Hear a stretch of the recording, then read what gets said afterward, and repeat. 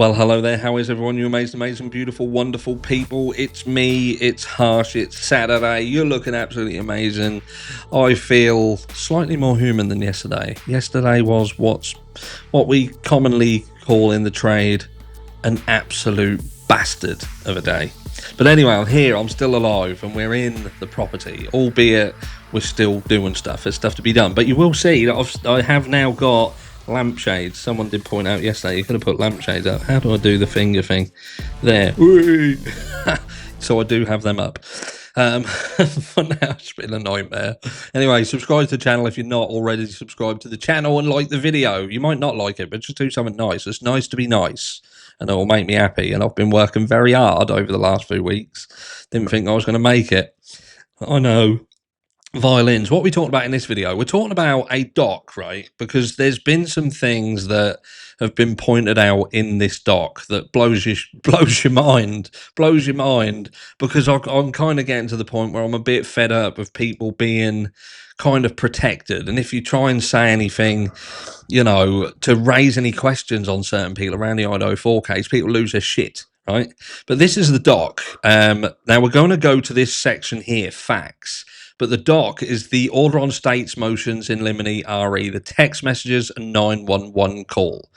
Okay, and if you've seen this doc, you'll know exactly what I'm going to talk about, and you'll probably still be interested in knowing what I'm talking about and what I think about it. But if you haven't read this doc, you haven't seen this doc, but you've potentially heard and seen some other stuff around the surviving roommates, prepare to lose your mind a little bit, because it brings into question a few things that have been raised previously.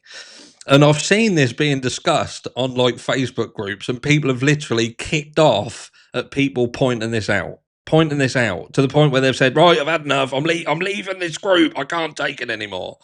So maybe I'll lose some subscribers for bringing it up. I don't know. But here we go, right? Facts. After spending the evening out, roommates DM, BF, Kaylee Gonsalves and Madison Morgan now, they've changed their name.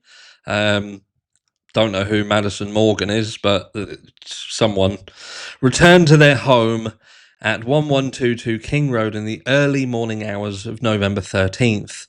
Apart from Madison Morgan being replaced by Madison Mogan, everything looks pretty standard there. At approximately 2 a.m, they met up in Kaylee's bedroom and talked for a while before going to bed. The fifth roommate, Xana Canodal, who was out with her boyfriend Ethan Chapin, was not home yet, so they weren't home at 2 o'clock. Things are starting to go in a certain direction now. The roommates debated going out to the food truck for a late snack, prompting Dylan Mortensen to send a text at 2:10 a.m. to an Uber driver she knew to see if he was driving. So this is going to be Eric Gower. Obviously, there's been a lot of public conversation around why would she be ringing this guy? Why was that? So obviously the rebuttal is now out in normal fashion. Questions, there you go. So they were going to go out and get food. That's why she called him. Don't be stupid. Don't question it. They were thinking about going to get some food. They're going to get some food. But ultimately, however, the girls decided to just go to bed. So the first problem is here. So they've got food. They want food. They're hungry. So they're sitting there. They've been drinking. We know they've been drinking. One of them especially had been drinking. So she's going to have the munchies like a motherfucker. That reminds me of that dog. I can't remember what it is. Is it in Friday? Go get me some blueberry muffins. I'm sure it was Friday. I know the dog. I'm pretty sure it was the dog in Friday. Anyway, I digress. But they decided to just go to bed. They don't go to sleep, though. We know that they don't go to sleep because there's messages and stuff, unless they went to sleep and then they woke up by these noises. But then how would they know what time people come in, how they come in, who was in even? How would they know who was even in the house? Who knows? Anyway, I've spoken about that before. At approximately 4 a.m, Dylan Mortensen, DM, heard strange noises and crying coming from the bathroom. So she's hearing that coming from the bathroom. She opened her door at one point and saw a man dressed in black with a ski mask on walking by her bedroom door. She then placed calls and texts to her other roommates to see if they were awake. First question, why would you just not go and have a look? Why would you just not go and have a look? Why would you ring everyone or text it? I don't know. Maybe I would. I don't know. Well, I'm not scared. So only BF, who resided on the ground floor, answered. They spoke once for 24 seconds, during which DM told BF she thought she heard something. They spoke again a minute later for 41 seconds. Trust me, this is going to get insane. Don't worry, this is not normal, what we've heard previously. So DM told BF she saw a man in a ski mask leaving the house. They then exchanged the following text messages between 4:22 and 4:26 a.m., which we've seen these. This is all normal. About being freaked out, scared. I'm scared though. Yeah, I know that it's better than being alone, right? So here we go. Look. During the foregoing exchange, Dylan Mortensen also attempted contacting Ethan Chapin through Snapchat. Unsure why she'd do that, but who knows. She tried calling Kaylee and Xana, but neither responded.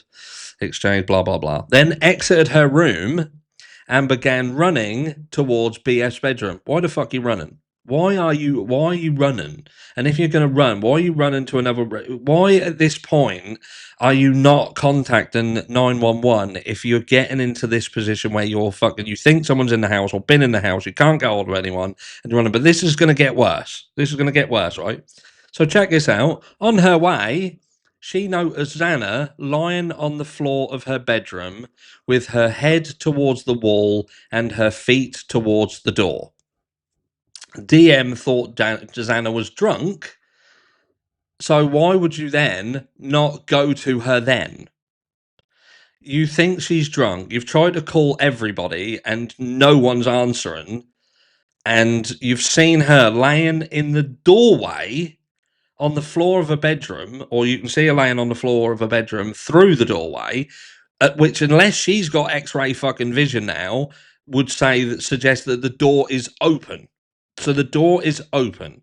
So all of the stories we've heard of Hunter coming along and having to force the door open, or people excusing what wasn't seen on the 911 call because they couldn't get in there, and it weren't until they actually got on the call that things sort of fell into their brain and they saw stuff. I don't get it. She with her head towards the wall and her feet towards the door. DM thought Xana was drunk. Once DM arrived at BF's room, they locked the door and both made additional unanswered calls to other roommates. DM again texted Kaylee, please answer. With no response between 5 a.m. and 6:30 p.m., DM engaged in activity on a phone, primarily creating, editing, deleting images and videos. Her phone activity ceased until 8:05 when DM accessed Instagram for a few minutes, blah, blah, blah.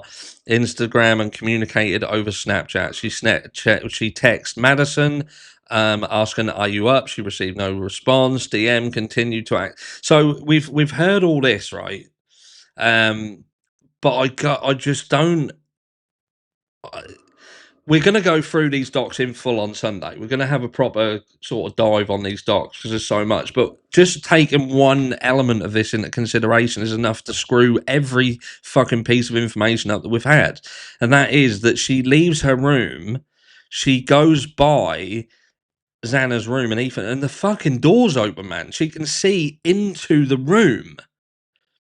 So where you've got law enforcement and the report saying that this scene was absolutely horrendous, and we're hearing that Xana had put up a struggle to the point where, you know, they've expressed what injuries she sustained. You've also going to have Ethan in there at some point as well, somewhere located, who knows, but an altercation occurred. The door was open and she saw her laying on the floor and she thought that she was drunk. So them things don't, in my critical mind, that doesn't make sense to me. Because if you're saying, I saw her laying down and I thought that she was just drunk, so why didn't you go to her at any point? At any point in the hours between seeing what you saw in the house and contact 911, you're telling me that at not one point did you go to that bedroom? You didn't go there. You didn't see what was going on. You didn't see what had happened. I'm not buying it. I'm just not fucking buying it. And I am tired of people giving these people a pass, because it's bewildering, the more stuff that comes out. And I'm not even talking about blaming it specific individuals or trying to throw some conspiracy theory about. What I'm saying is, we're told on the 911 call that things happened in a certain way and weren't said and weren't dealt with because nothing was seen, because of certain factors involved in that scenario. And we find out here that scenario, with respect of the 911 call, simply wasn't accurate. Let me know down below what you think, and I'll catch you all later on today. Mwah.